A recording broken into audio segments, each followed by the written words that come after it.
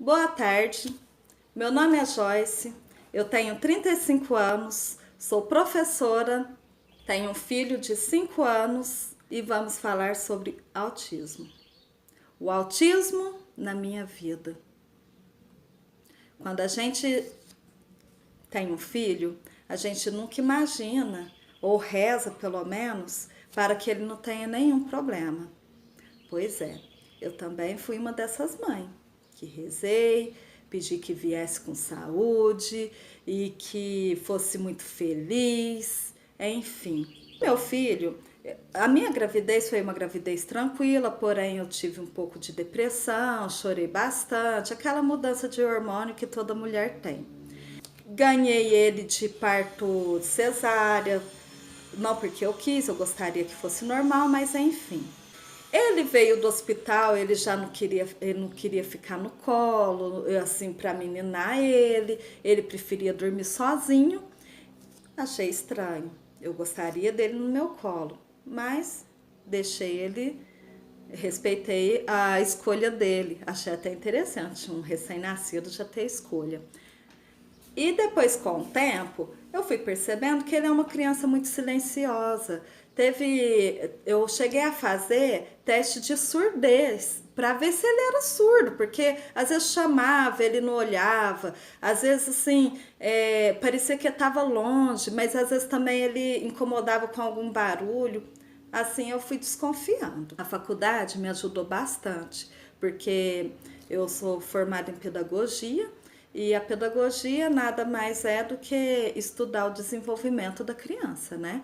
E assim me ajudou bastante. De acordo com as minhas desconfianças, eu comecei a pesquisar sobre autismo e sobre a superdotação, de acordo com o que eu tinha no meu material da faculdade e também na internet.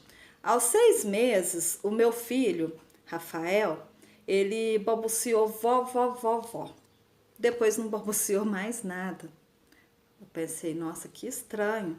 E eu lendo, né, como mãe de primeira viagem, eu só tenho ele de filho, e eu lendo a evolução da criança, essa etapa disso, daquilo outro, e ele não seguia muito bem essas etapas. Claro que cada criança é de um jeito, mas fiquei esperando, né?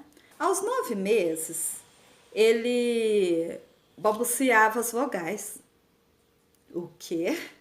É isso mesmo, as vogais. Balbuciava as vogais e eu pensava, é uma mera coincidência. Porém, eu comecei a mostrar as vogais na sequência e ele sabia. Aí eu comecei a mostrar fora da sequência, ele reconhecia. E sabia também do 1 ao 5, mais ou menos isso. Com 10 meses ele ainda não sentava, precisou de estímulo da escolinha e meu aqui em casa.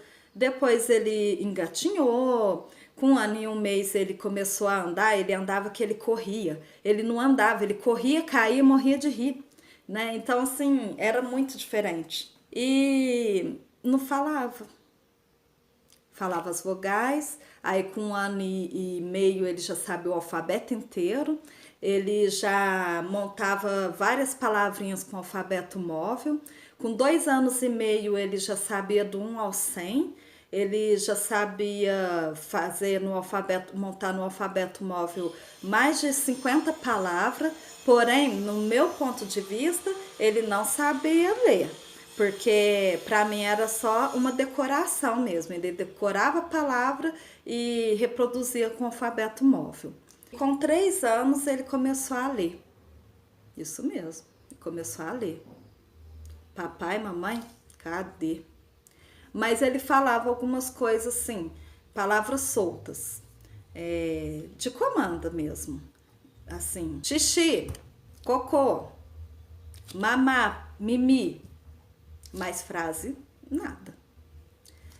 E como que eu levei ele ao médico? Foi as professoras da escolinha. Eu agradeço muito, porque eu vi que não era, que eu não estava ficando maluca. Porque eu falava para todos os parentes, falava, isso é coisa da sua cabeça, cada criança tem o seu tempo. Mas o comportamento dele na escolinha era diferente. Aí a professora pegou e encaminhou ele já para neurologista. Levei um susto. Aí eu ainda falei assim, poxa, cadê aquela questão do encaminhamento para psicólogo, para neurologista de uma vez? Aí o encaminhamento ainda estava escrito assim, o Rafael é uma criança que não conversa, uma criança que não interage, não olha nos olhos, não abraça, não tem concentração, sabe o alfabeto e os números. Aí eu conversei com ela. Ah, e também não obedece aos comandos. Porque o Rafael sempre foi muito independente. Ele queria alguma coisa e ia lá e fazia. E muito autodidata também.